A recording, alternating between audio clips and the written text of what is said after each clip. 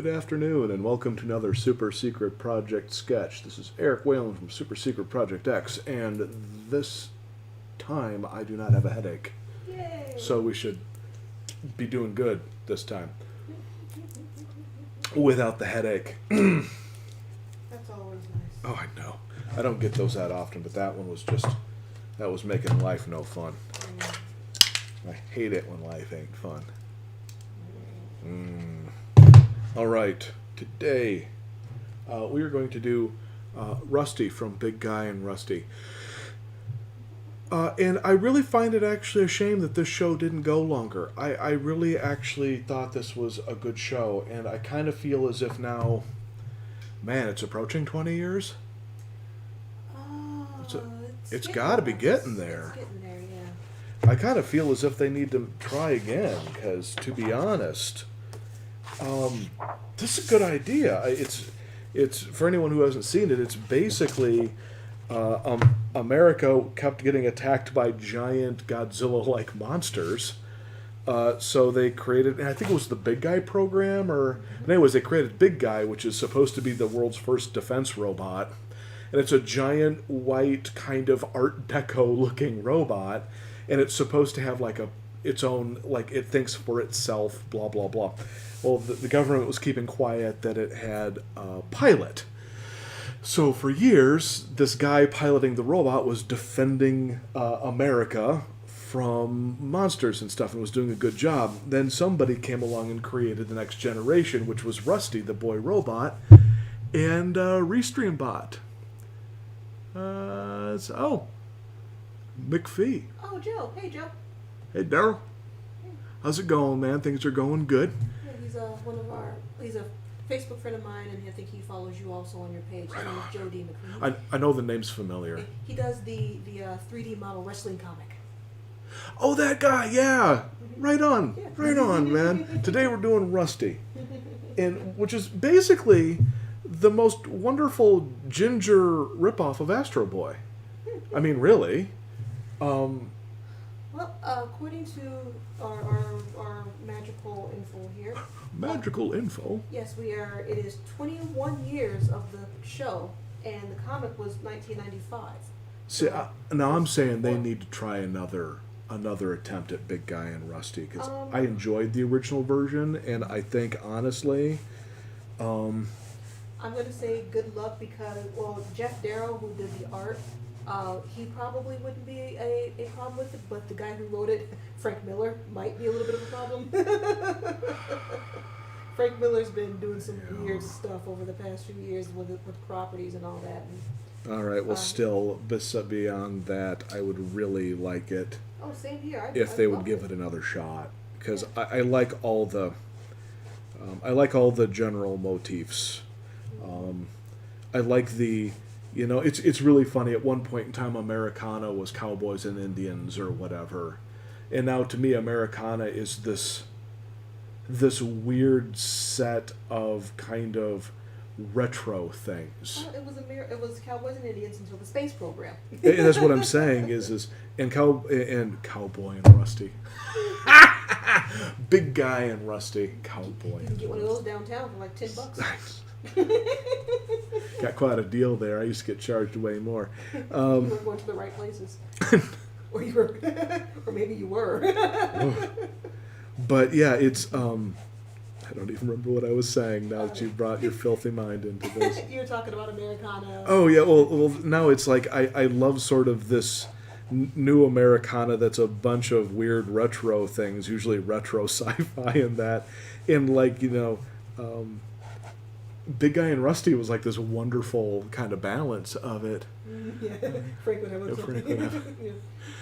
Well, what are you going to do? There seems to be a ton of people on Earth. Oh, for everyone else that can't see it. Yep, Frank would have a small issue with that. Yes. Well, there's a bunch of people that seem hell-bent on ruining everybody else's good time. Like, for example, and not that I blame, I almost said Eddie Murphy, Bill Murray. But Bill Murray was the primary reason why they didn't make any more of the original Ghostbuster movies. He was the only one that kept, from my understanding, he was the only one that kept holding out.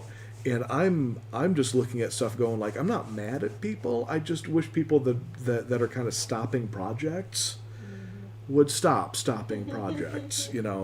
I'm more than willing to accept the fact that maybe a third original Ghostbusters movie might not have actually been very good, because the second one was kind of, I mean, it had moments. I enjoyed it, but it wasn't nearly as good as the first one. They definitely made it for a particular audience. Well, it was more family friendly. They Yeah. clearly had more of a corporate, board sitting over their shoulder. Getting But- the popular voice of the, and of course, Bobby Brown's song was iconic. It was a good song. And It was okay. There's and nothing wrong with it. It played, it was the. But like nobody was smoking. It had a popular singer. I was gonna say it definitely got made into the all ages category of it. Oh, I should say the more skewing towards the kids all ages, as opposed to the first one being all ages in a sense. Which is funny because for example, I don't care for smoking myself. I just don't like having it around. It's nothing against people who do it. I don't. It to me it's makes it hard to breathe. It's nasty and it kills people. I'm not down with that. And yeah, and it's and it's bad for you. Blah blah blah. But to sit there and look at entertainment and poo-poo entertainment for having smoking in it, and I'm like, smoking was everywhere in Ghostbusters. Let's see, did Rusty ever figure out that there was a pilot in Big Guy?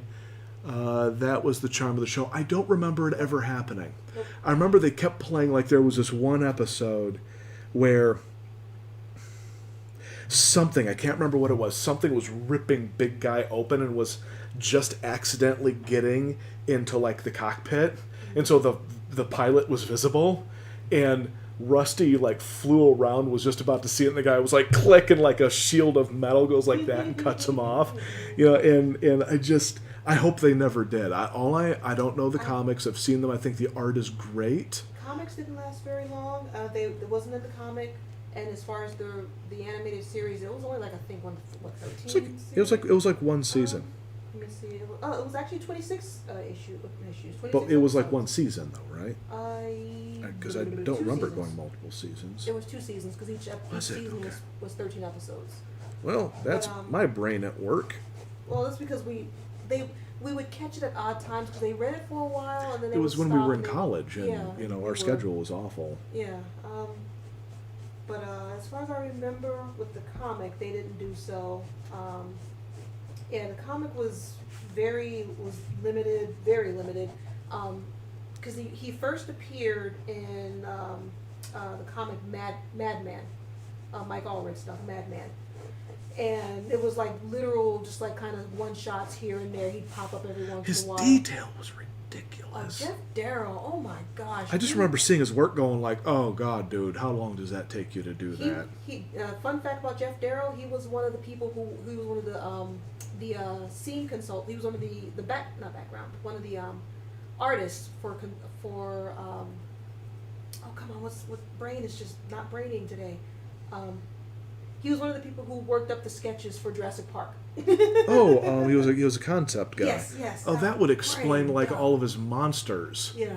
Okay, because the first time I saw his artwork, I was like, Jesus, dude, because there was like every scale was drawn in. Fun fact number 2, I got a chance to meet him at a small Chicago Comic Con when we first moved here. And I was one of the last people to meet him because he was there, because I think it was like about to close up or so. But I brought my Big Guy and Rusty comic that I had, the graphic novel, which it's a big oversized graphic novel, probably about, I want to say like 48 pages, so it wasn't a long story at all. But I brought it, and so we sat down, and he sat down, and we started talking comics and cartoons and stuff, because I asked him about the series and what was his role with it and everything. And next thing I knew, like about a half hour had passed, and we were literally just talking like two old comic buddies. And I asked him to sign my book for me, and while we were talking, he literally drew a whole like Godzilla Tyrannosaurus creature in my book for me as we were just sitting there talking. He was just doodling, and I didn't notice, he didn't notice, and when I was like, oh man, I'm sorry I took up all your time. He's like, oh no. He's like, I enjoyed actually sitting down talking shop with a fellow artist, and he's like, yeah, you were fun to talk to. He's like, thanks for being a fan, and signed it for me, and I now have this great Jeff Darrow original sketch in my Big Guy and Rusty, and a fun story of actually being able to like talk shop with a guy who worked on oh was it no, it wasn't Jurassic Park, it was The Matrix. I'm sorry. Oh, The Matrix. Yeah. Oh, right on. Yeah, I want to say Jurassic Park, but I think it's The Matrix actually too. But yeah, he was just a guy to actually just sit there and talk shop, and with some like a little goober like me, I was just like, that is so awesome. But that was my fun facts of Jeff Darrow and all. But yeah, his art stuff is just, oh my gosh, he just puts so much detail. And his other comic that I love, was it Shaolin Cowboy, was absolutely just crazy and nuts. It was literally, that was the one with all the pugs and stuff, right? he had a weird giant pug Yeah, I was about to say. that pulled his cart, but it was literally just this old school Shaolin guy who had cowboy guy who did kung fu and cowboy stuff. Sure. In this weird kind of apocalyptic land. No, I mean that's really cool and all that. It's really cool and all that. But it's just I like Big Guy and Rusty. Oh yeah. You know, when everyone else was geeking out about stuff, Matrix, and he did great work on all that. I just like Big Guy and Rusty.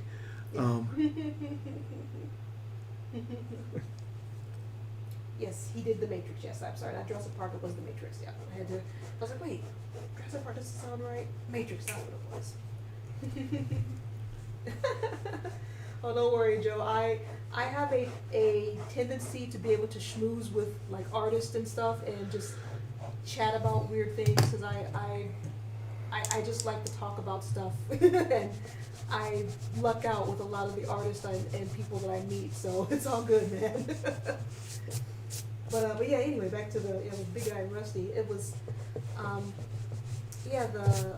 the comic wasn't really wasn't long. I want to say it was like 48 pages, and at least the graphic novel that I had.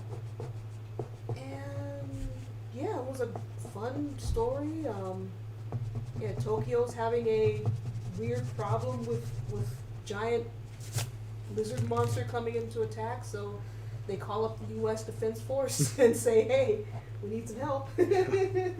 Well, that's actually what I really liked about the cartoon, and I'm not like one of these kind of just flag waving kind of guys that just wears red, white, and blue. Yeah, I love my country and everything, but I just it's no need to. It's just that's just not me. But the opening theme song, which is that great big kind of like "Yay America" stuff, I was like, that is really cool because it's a shame that you don't see it that often, but it would be a shame if it was done too often. So when I saw that with everything, I was with all the marching and the cheesiness, and I was like, oh, it was really cool. The giant men's choir patriotic rah rah. Big Guy and Rusty. I was like, ah. Watch this eyes, he's coming at you. Yeah. Hero. Oh, but I always I can't remember the lyrics, but I remember the sound of it. I remember the lyrics, and then I forget them, and then when they pop into my head, I remember them. Miracle of science, or something like that, and I was like, yeah! It's so funny where, I'm approaching mid-40, and like all this stuff now is like, I'm living in the future science fiction stuff, and like nobody realizes how advanced we've gotten, how quickly, I think. And so stuff like being amazed at like the miracle of science kind of stuff, you go like, I think people have just been completely numbed to it. So I think that's why Big Guy and Rusty impacted me like that, because I was just going like, yeah, I was like, because you could kind of go like, I expect robots, and okay, it's been a little longer than I thought, but we're starting to get robots that can walk on their own and stuff. So I'm like that's awesome, I should probably draw. Yeah, I'm trying to look and see, because I remember just a few episodes of the cartoon itself. Like you said, since we were in college, because it was towards the end of college for us. Cause it was 99 and then ended in 2001. But we were still, like, you were teaching classes on the weekends, and so we couldn't see too much and stuff. But yeah, I remember just enjoying the heck out of it when Fox Kids were when they were trying to Fox used to be really something pretty cool. Well, they were. But then they just decided to kind of like, well, we're just going to keep doing The Simpsons, and that's good enough. And you're like, Well, not just that, but it's like when they were, because they had their Saturday morning stuff, which was one, and then they had their weekday afternoon stuff, which was good too, because I would watch Spider-Man. That's when they yeah, did the yeah, no, they had some Spider-Man. good stuff. Yeah. I loved that. See, that would be in the yeah, because in the mornings, yeah, they would do mornings and then afternoons. And the mornings and stuff were like Gargoyles was coming on because they bought it from ABC after that, and they would do replays of Gargoyles in the mornings. And I remember watching that from high school up until college, and still love that series to this day. You know, the funny thing is, when I was younger, and I still love anime, but when I was younger, I was really, really, really into it. And my thought was, especially in the 90s, because we had a couple good shows, but most of our shows in the 90s were woof. They were trying. I'm not so sure about some of them. But I kept thinking, like, just bring this stuff over. Just bring this stuff over. And then when they started bringing this stuff over, I hate to say it, it was kind of like the beginning of the end of, like, you know, for a period. We finally were starting to do good stuff again. But for a while there, it was just like, well, we don't need to do anything. Just bring over this Japanese stuff and dub it. And sometimes it was like, could we do stuff? And I'm so glad that's changed. Because for a period it was like cheap anime show. And it wasn't even the good stuff. It was just like the stuff. Well, the thing is, they brought over good shows, but they killed it so badly. I mean, Yeah, they like edit it and change it and completely rename and mispronounce me Escaflone, Guimelifs. They're not Guimelifs. They're Guimofs. Well, they would do stuff like remove blood, and you're going like, or cut entire scenes of gore and. I'm like, the character just died. You don't even now realize that the character just died. Mm-hmm. Like, story is kind of important, guys. Which is why I think that's why, because they completely, and that didn't last very long. Which is why they started bringing over all of the more kiddie type anime. Oh, so yeah. you're getting Bakugan and you're getting Yu-Gi-Oh and all that, which was super popular. And well, for example, Sarah that comes over, she loves Yu-Gi-Oh, and I can't even. I ask her, I'm like, and I'm trying not to be a jerk. I'm like, why? But she's just really into it, and I'm going like, okay, feel free. I don't get it. That imprinted on a lot of kids, because I know my oldest niece, they look like niece. Yeah, they're really, and I look at it, I'm like, this show is garbage. No offense if you like it out there, TV land, but I'm just going like, this is, oh. Yeah, I mean, I was not, the designs were not kicking it with me, and I just didn't get the whole playing card thing, but so I'm not a playing card person, and so I mean that's why it's like same thing with like Pokemon. I love the designs of Pokemon, but I'm not a Pokemon fan because it's just not my thing. Well, I'll put it this way, and I'll just be real honest about it. People make fun of He-Man and G.I. Joe and Transformers because those shows were glorified toy commercials. That's sometimes more right than others. Sometimes there was good episodes, and sometimes they were really trying, and sometimes they were just toy commercials.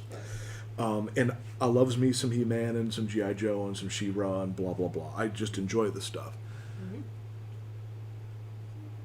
We got Fighting Foodons as an example. Yes. Fighting Foodons, there's another one. Hey, I gotta admit, when they brought over Ultimate Muscle, that was funny.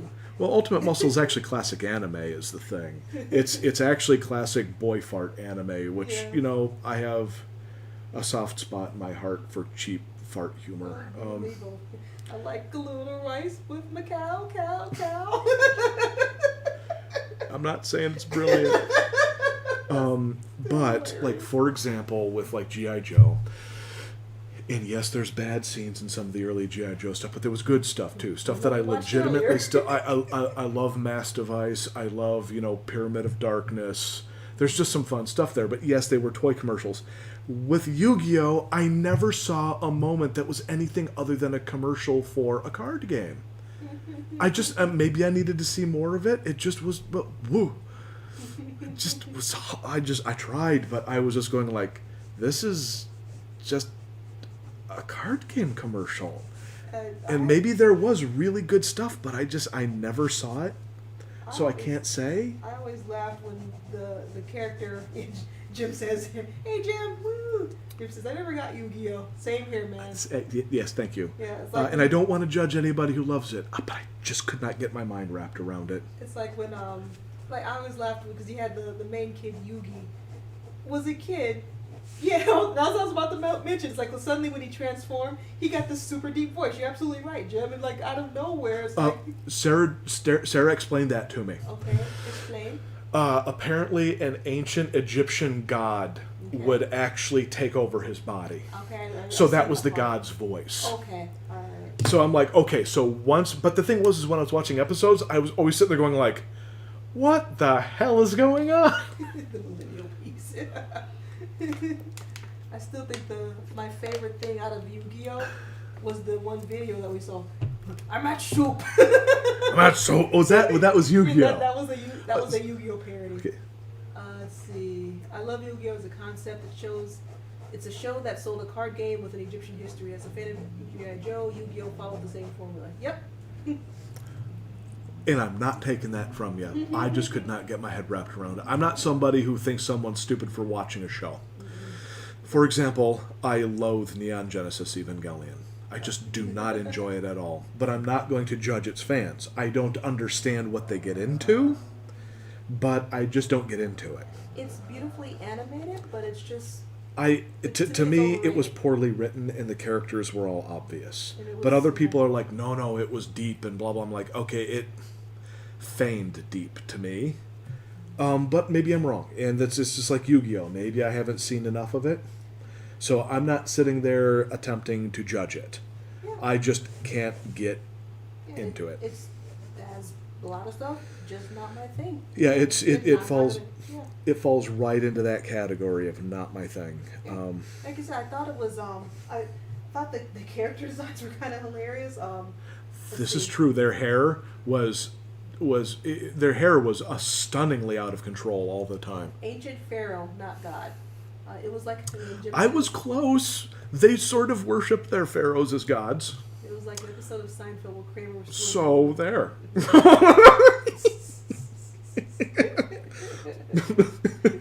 You suck, Eric. I'll do my best. Guess again. Guess again. Yes, let's all assume Zoidberg was Yu-Gi-Oh! Guess again. I call upon the ancient blue-eyes white dragon.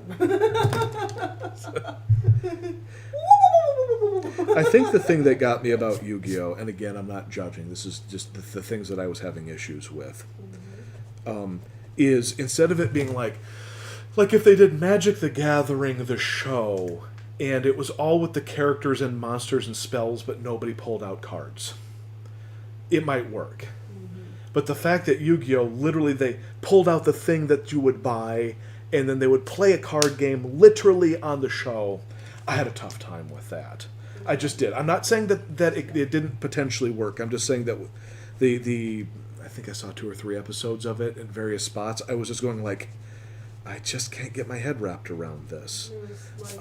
But I can totally see how people would love it. I just if like I said, that they love the storylines, like that's cool. That's it's the thing that apparently I was missing was what was going on, because all I kept seeing was people with incredibly starched, over stylized hair pulling out cards, and so I just didn't know what was happening.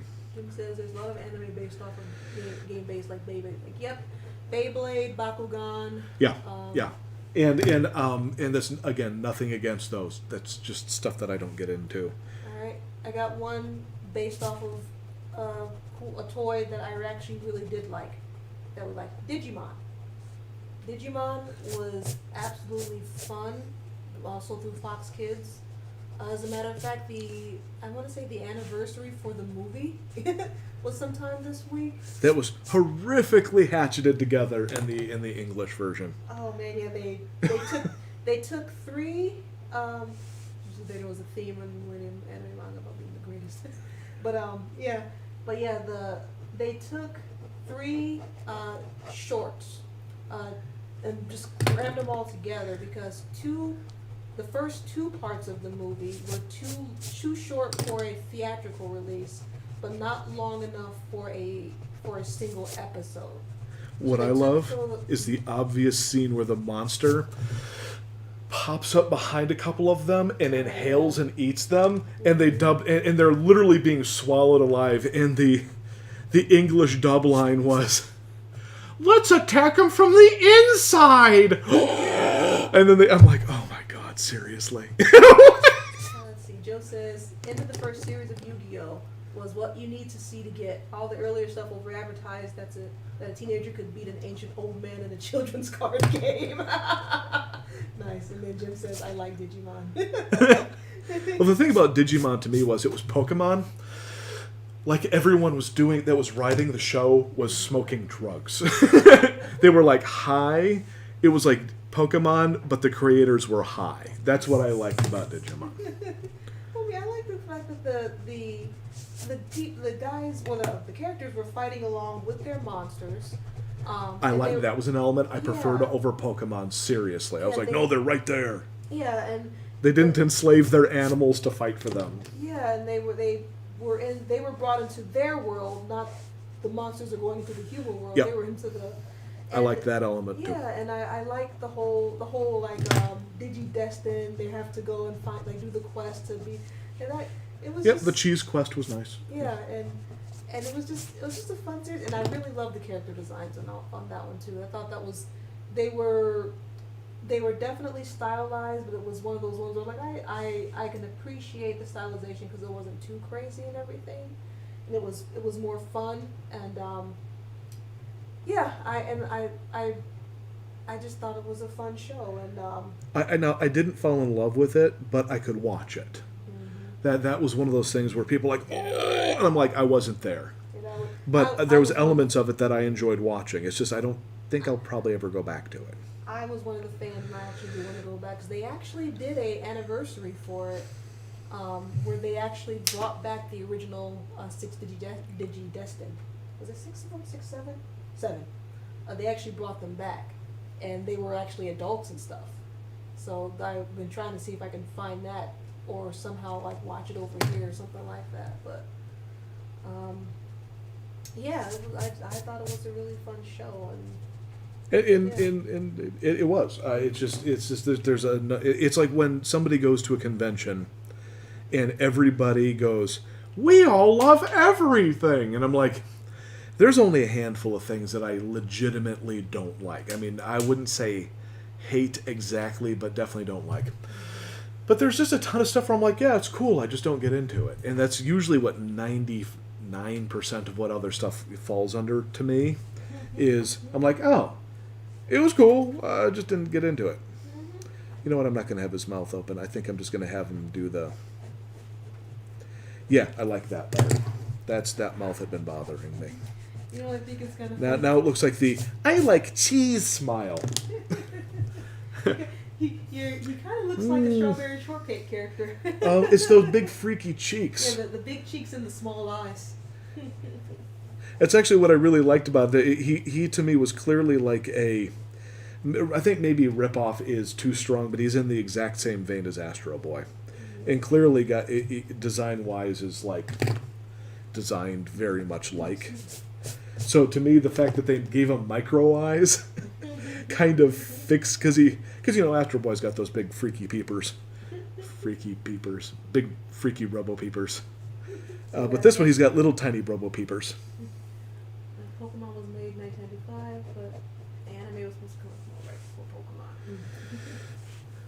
Yeah, I'm not too sure. I had a lot of Digimon knowledge a while back ago, but it's kind of gotten lost with the way of everything else that gets in my head and then kind of gets shoved out of everything else. Yeah, it's along the lines of I don't have enough space for all the stuff that I really love. So the stuff that I just thought was kind of okay just sort of gets pushed off to the side. Not like really totally forgotten. Like I remember more art stuff from Digimon. That's fine. Oh, yeah, because Digimon came out also in 1999. Okay. So, oh, it only lasted for 1 year? I thought it lasted longer than that for some reason. Digimon? No, there was multiple seasons because there was different major main sets of kid characters. I mean, Are we talking the original show? yeah. I Yeah, see. the original one came out in, let me see if I can find. Let me find it, because the franchise was created in 1997 as a series of virtual pets akin to and influenced in style by contemporary Tamagotchi or Nano Gigapet toys. Yeah, that's kind of what I was imagining. Yeah, because they were based off the toy. The creatures were first designed to look cute and iconic even on the device's small screens. Later developments have been created with a harder edge style influenced by American comics. The franchise gained momentum with its first anime incarnation, Digimon Adventure, and an early video game, Digimon World, both released in 1999. Let's see. So let's go to Digimon Adventure for the cartoon. Let's see. Series aired from 1997 to 2000. So from March 7th, 1999 to March 22nd, 2000. So yeah, it was only a year for the original series. Ah, okay. With 54 episodes. Dated for the series broadcast in 1999, short film of the same name was screened in theaters. After the television series run on March 4th, a film sequel titled Children's War Game was released in theaters.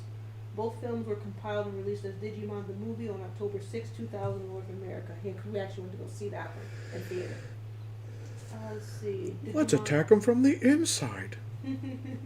See, several sequels and adaptations have been produced. A succeeding television series, Digimon Adventure 02, was broadcast from 2000 to 2001. And let's see. And then for the series' 15th anniversary, a 6-part film series taking place a few years after the events of Adventure 2, titled Digimon Adventure Try, was released between 2015 and 2018. A new film titled Digimon Adventure Last Evolution Kizuna, taking place 11 years after the events of the original series, was released on February 21st of this year, that's the one I've been trying to find. And then Digimon Adventure, a reboot anime television series set in the year 2020, premiered April 5th this year in Japan. So let's see if I can try and find that too. Yeah, I need to find a snap. Let's see what we got. Jim's gonna be wrong. Joey, just like I understand Sailor Moon and Cardcaptor Sakura, but I don't get the appeal. Yeah, same here. I mean, Sailor Moon was literally one of those shows that should have like made me just go yay, but it just was not my thing. There was elements to it that I enjoyed, but overall it didn't grab me. But I definitely like goofy elements of it. Mm-hmm. Yeah, I think with me, because I mean I didn't start seeing much anime until I want to say mid 90s, early to mid 90s. So a lot of the stuff that I was watching, I was just like, oh, this is. I wasn't watching the popular anime, so like stuff like Sailor Moon didn't cross my radar. I had heard of it. A friend of mine was really, really into it, so I kind of know a bit more about it. And Mm-hmm. like I said, I like elements of it. But yeah, I think the first actual anime series, of course, was like early 80s for me. But of course, I was a kid and didn't know what it was. I just thought it was this really cool, different looking stuff that was from Japan, and Yeah. I really loved it.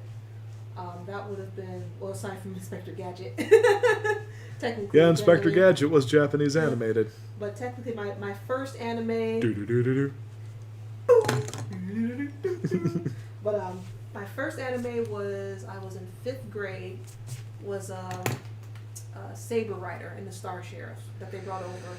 That was on the Fox Television network of where I was at, the WFFT 4-way.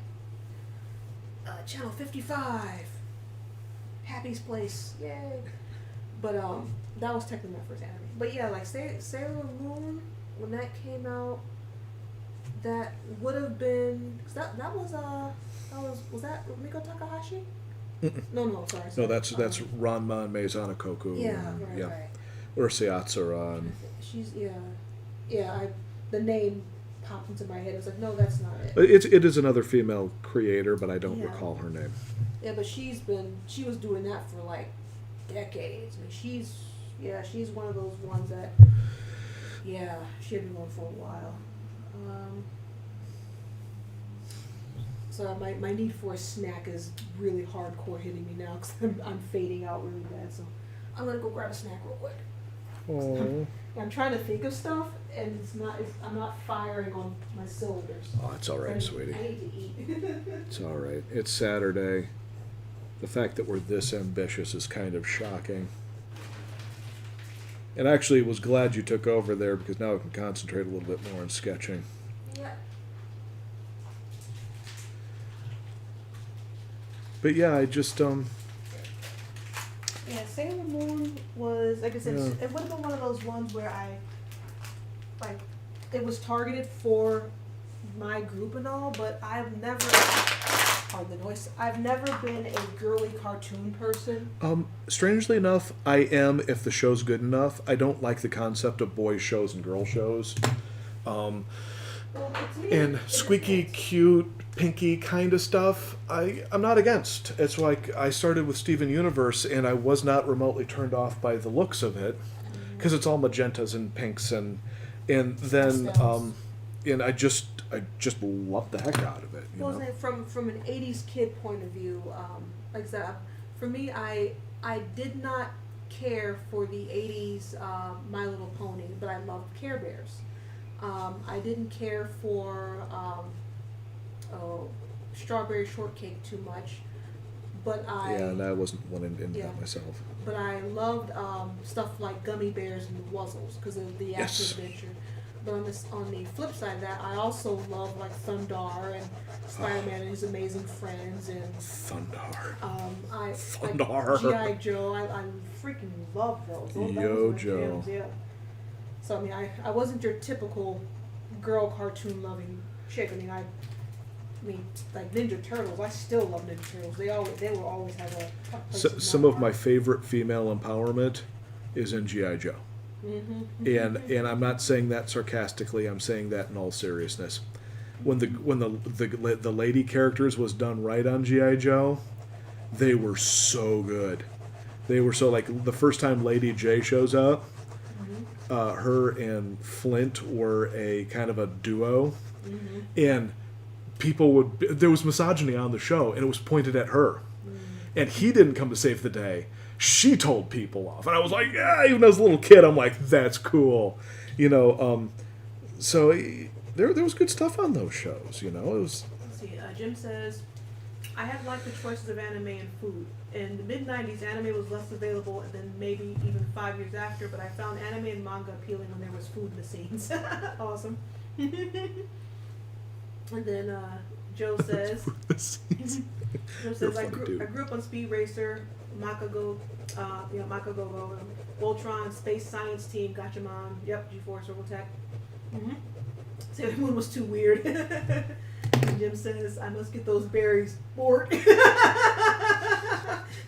Those purple berries. Yes, they come in type 1 and type 2. Bork. I love me some Futurama.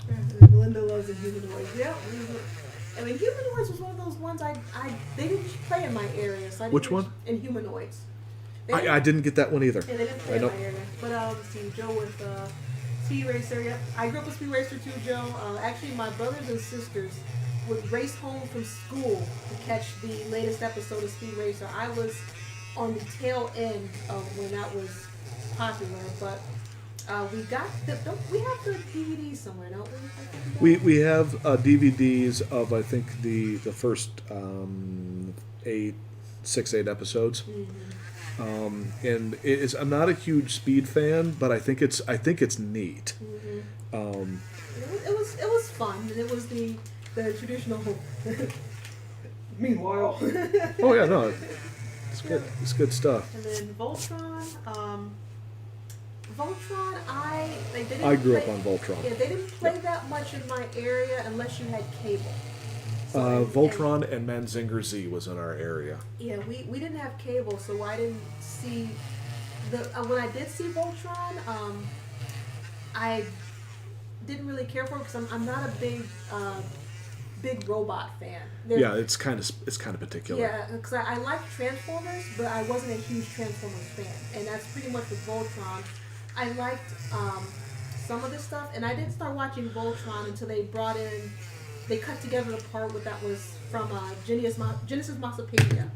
When they brought that part into Voltron, that's when I actually started watching it. I think that So they cut that stuff I haven't seen. Yeah, so. they cut all kinds of chunks together to make Voltron, of course. The only Voltron I saw was the Lions version. Wait, no, I'm sorry, not Voltron. I'm thinking of something completely different. I was about to say, because Massopedia, Robotech. I think was... Sorry, Yeah. Robotech is what he's talking about, yeah. Robotech, when they chunked all those together, and because it was made up of several different cartoons, and Genesis Massopedia was one of them. And I started That's watching, stuff that I don't know. So. Yeah, I remember watching that part because one of the characters in there looked like one of the main characters from the show I liked from back in the 5th grade that I mentioned earlier, Saber Rider. And it was like Rook. Another show I don't know. Yeah, Rook and Rand, I think, were the two main characters. It was like a blonde girl and like a brown-haired dude. But Yeah, mine was JoJo's Fist of the North Star, Ranma or Yatsura. I was part of the group that had VHS tapes from Japan, so I didn't see a ton on TV. Mine was the taped off of Japanese television. Blah blah blah. it was the struggle years.